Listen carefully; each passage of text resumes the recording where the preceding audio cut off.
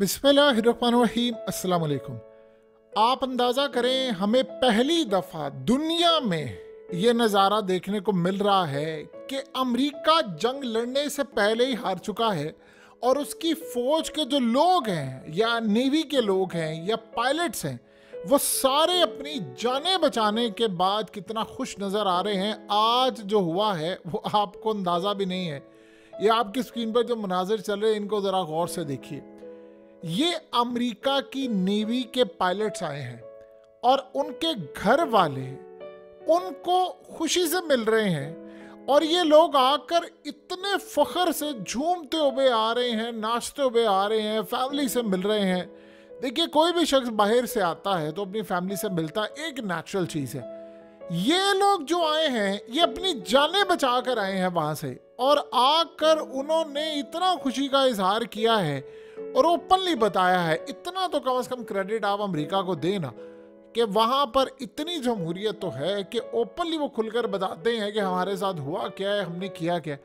उन्होंने आकर बताया है कि हम लोग जिंदा बच गए, यही बड़ी बात है। उन्होंने कहा कि हमारे साथ ये वो लोग थे जिनको अमेरिका ने भेजा हुआ था कि आप जाएं, जाकर रूसियों का मुकाबला करें। ये जीत के नहीं आए कोई जंग, इतनी खुशी है। ये अपने जहाज तबाह करवा कर आ रहे हैं।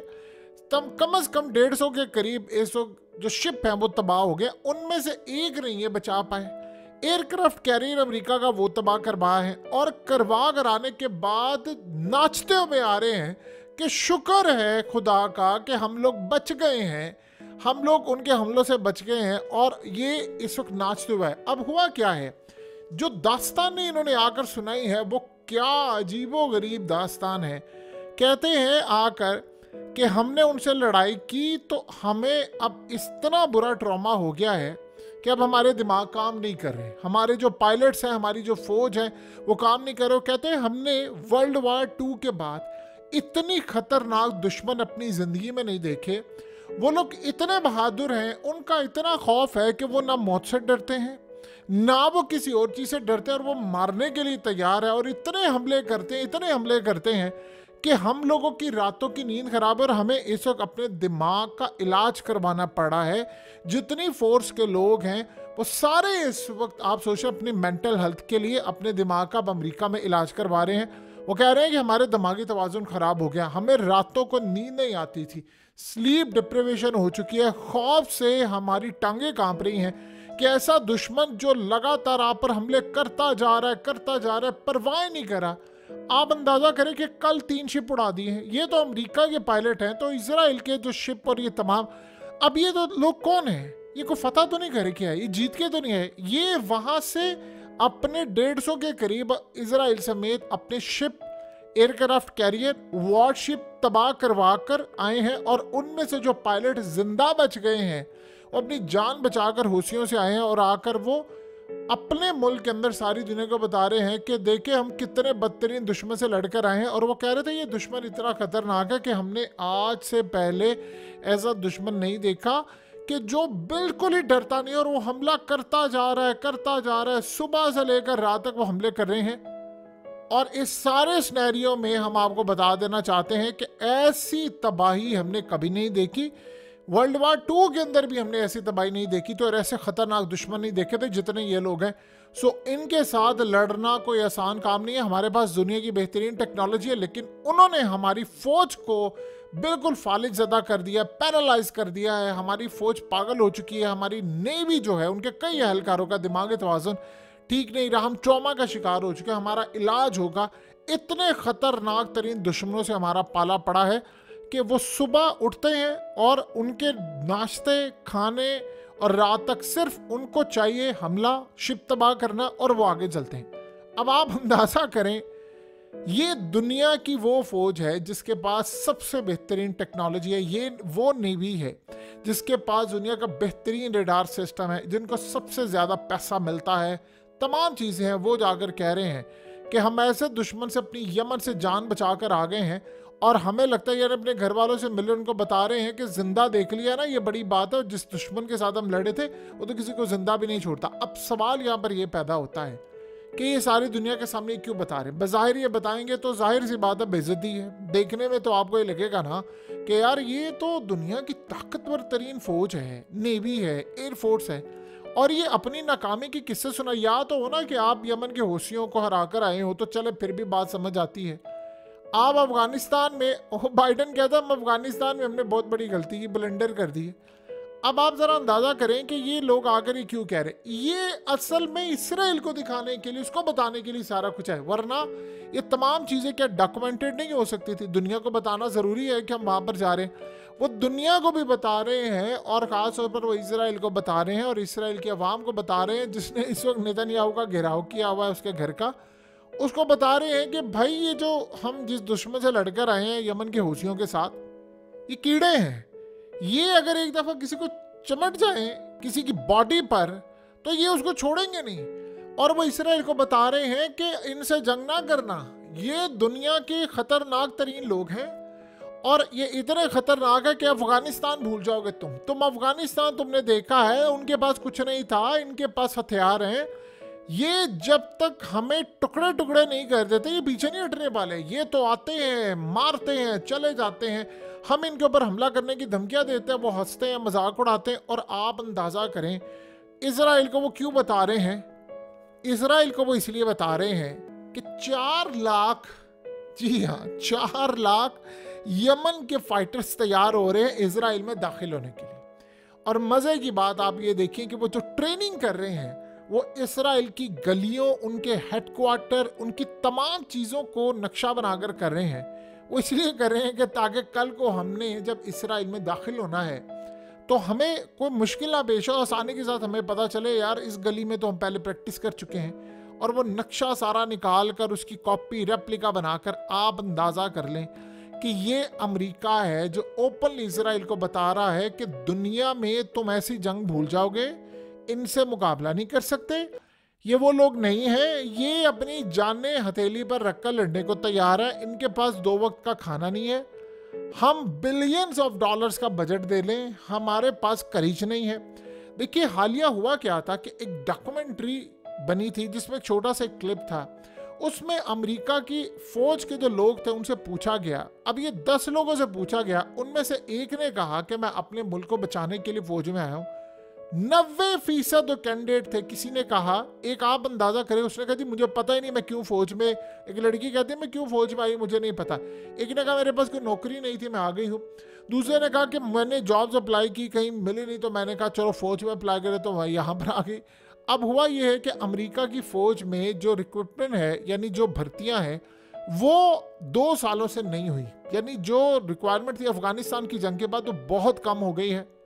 वो कह रहे हैं कि इतना क्रिटिकल लो लेवल हो गया है कि आप ये सोच लें कि अगर हमें 100 लोगों की ज़रूरत है तो कम से कम नए जो भर्ती होने वाले लोग हैं उनमें से 50 से 60 लोग हैं, बाकी नहीं हो पा रहे। और मसला ये है कि 100 हमारा मिनिमम लेवल है और वो जो 50-60 है उनमें से भी ऐसे लोग हैं जिनको कई जगह नौकरियां नहीं मिली तो वो इधर आ गए हैं, या किसी एक ने तो यहाँ तक कहा कि मुझे खाने की तलब थी, खाना नहीं मिलता था तो मैंने कहा फौज में चले जाओ, वहाँ हर टाइम खाना आपको मिलेगा, नौकरी भी पक्की होगी। आप सोचें जब आप ये मकसद लेकर आएंगे आपने क्या लड़ाई करनी। आप उनके साथ लड़ाई कर रहे हैं जिन्होंने वॉलंटियरली 4 लाख लोगों ने जो सैकड़ों मील तक पैदल चलते हैं और कई दिन पैदल चलते हैं कि वो ट्रेनिंग की है उन्होंने कि हमने अपने आप को मजबूत बनाना है। और साथ उनमें से अंदाज़ा करें 25 लाख ईरान के अंदर लोग, अफगानिस्तान में हज़ारों लाखों, इराक, शाम, मलेशिया, लिबनान के अपने 1.5 लाख फाइटर या 2 लाख तक है, आज तक किसी को फिगर एक्चुअल नहीं पता,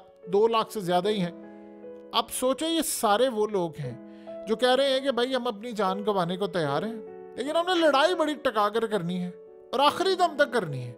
और ऐसी लड़ाई करनी है कि हमने आज से पहले ऐसी लड़ाई कभी ना किसी ने देखी हो ना किसी ने की हो।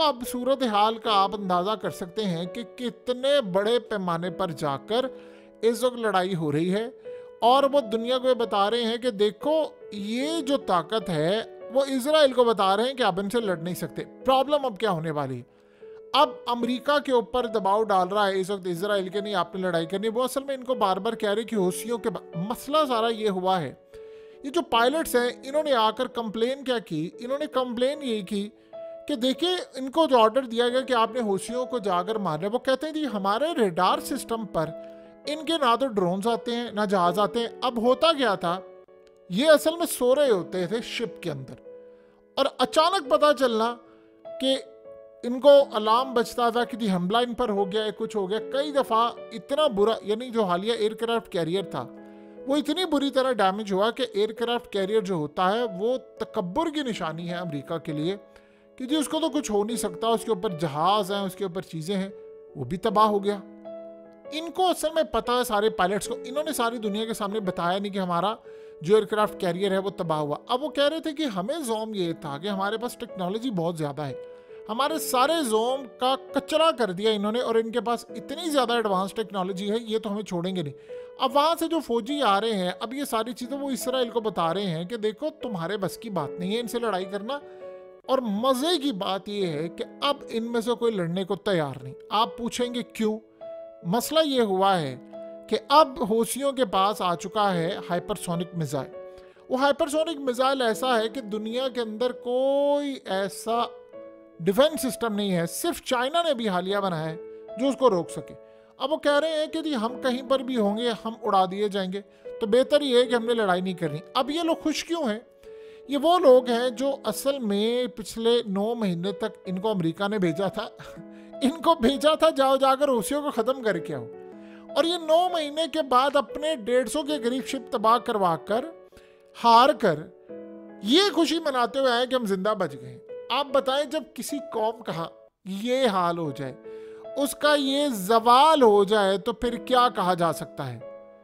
इस वक्त सबसे अहम और सबसे बड़ी सूरत हाल ये पैदा हुई है कि इसराइल के लिए इशू ये खड़ा हो गया है कि उनके ऊपर लिबनान की साइड से हमले हो रहे हैं, उनको समझ नहीं आ पा रही, ये लोग आकर उनको कह रहे हमले। और आप सोचें, हुआ ये है कि जो रिपोर्ट्स आई हैं जो इसराइल के फौजियों ने आकर दी थी वो तो अब सारी दुनिया के मीडिया पर आ गई।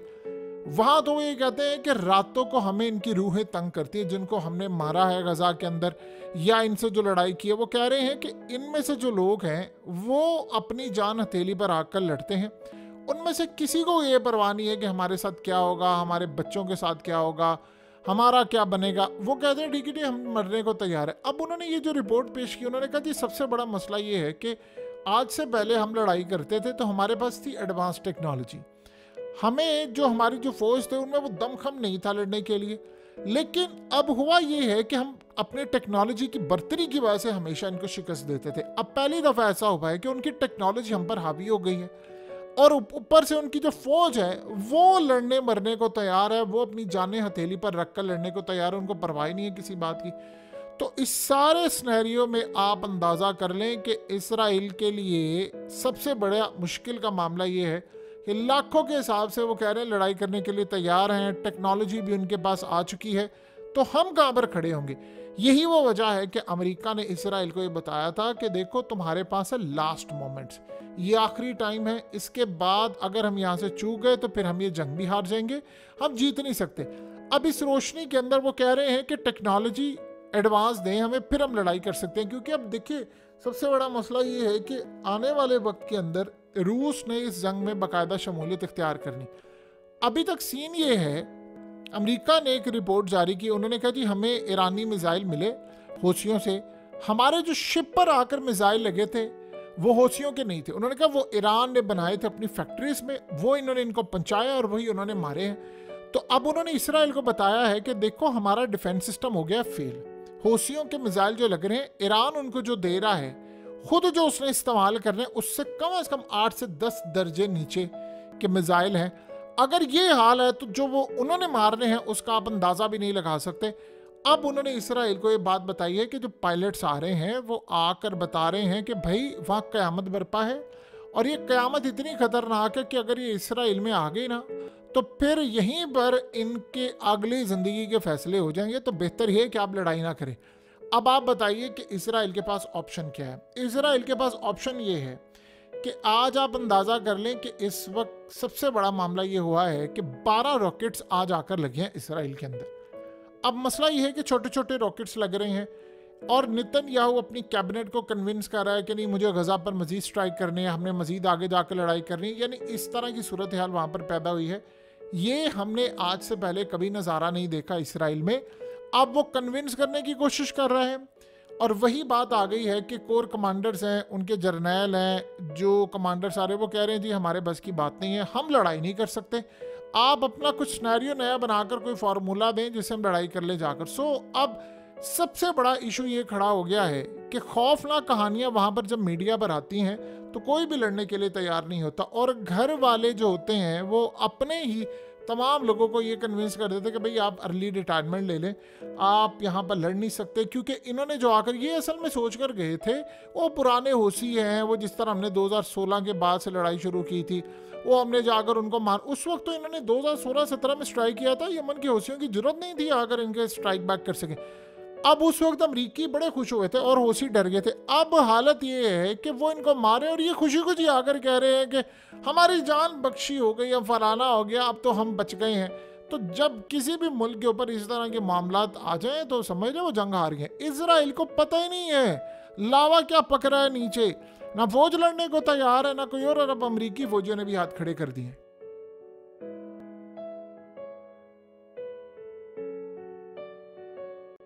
हकीकत टीवी को सब्सक्राइब करना मत भूलें, वीडियो को लाइक करें, शेयर करें और कमेंट सेक्शन में अपनी राय का इजहार ज़रूर करें।